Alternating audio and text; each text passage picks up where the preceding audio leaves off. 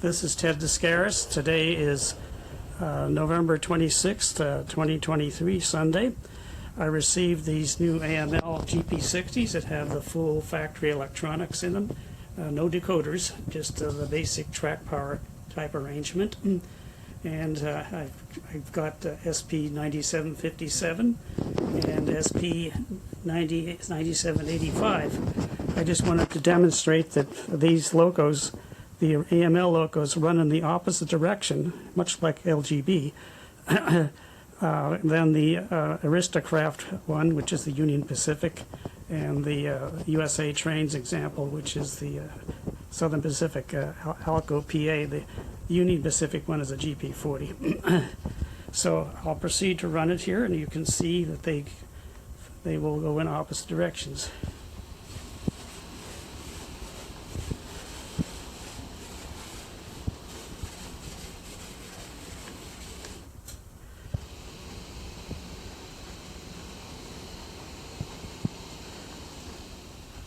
So I was hoping to run them in,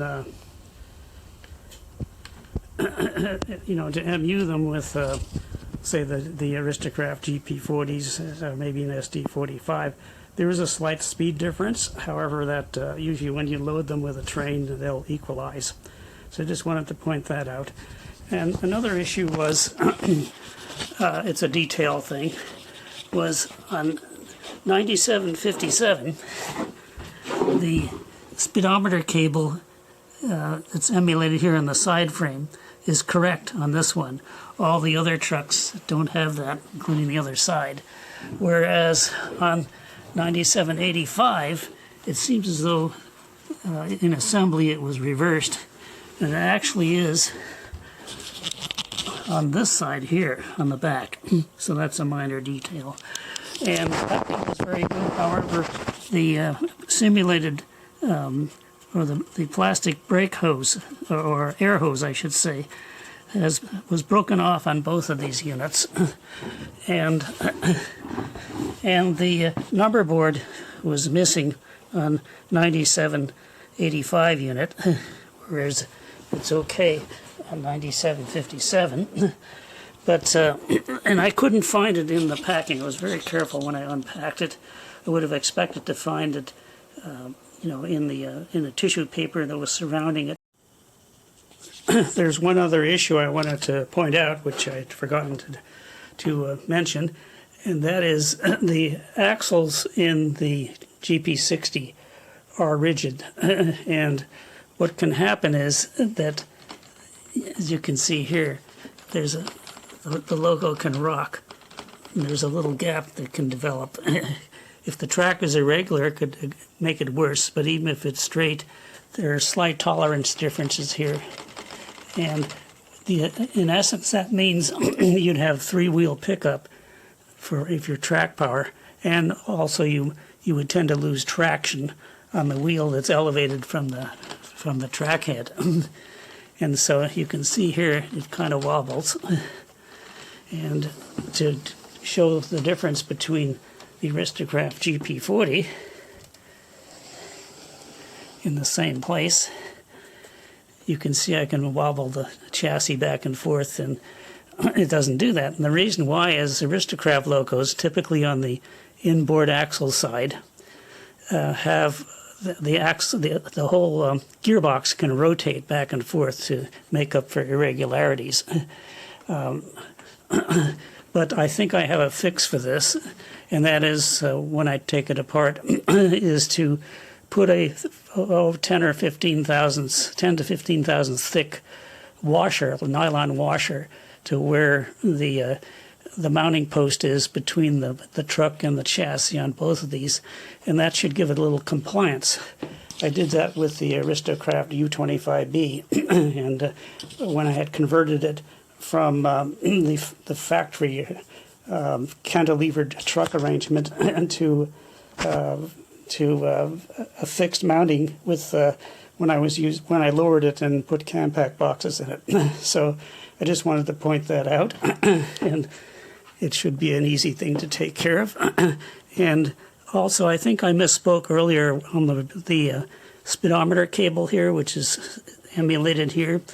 it's only on one side frame, and it should be near the engineer, so I think I misspoke for the road number that it was put on wrong. So the 9785 has the correct side frame with this speedometer cable. The others do not. And the 9757 loco was the one that was backwards, and it was put onto the opposite side over here. And it looks like it's easy to correct. It looks like you can take the side frame off with 3 screws and just transplant it.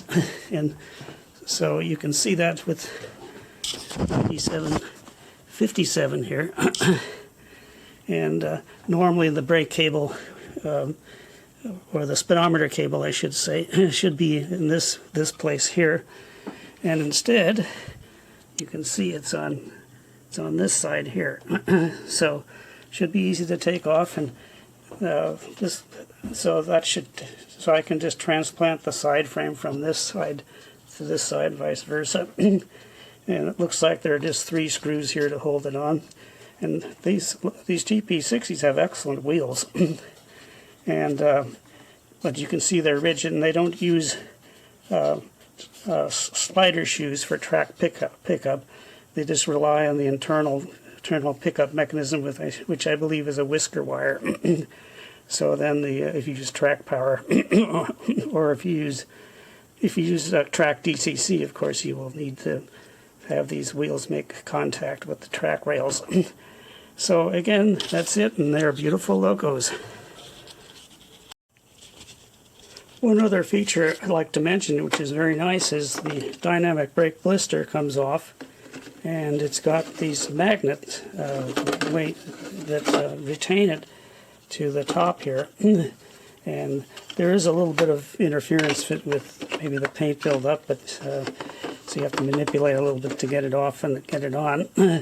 And it has this plate here, so this is how the loco is shipped with the full electronics. There's no decoder in it, but for track power, and it's designed for a conversion if you want it indicates a charge jack here if you want to convert it, and there's a battery charge position and a battery run position, and then this is rail or battery, this slide switch here. So the connector looks kind of unique, and I haven't found in the nice diagram they supply any kind of a part number for a mating connector yet. But this plate here is loose, and it rattles around, and when it was shipped, it probably should have some foam insulation before they put this on, so that it doesn't rattle around while it's being shipped. And so you can see the switches here, and they have a nice provision here to put the more of the barrel type charging receptacle if you want to use that. And if you do, I guess you could modify the plate or just leave it off, because you're probably you may have another switch arrangement. So that's just a really nice feature there. And so there you have it.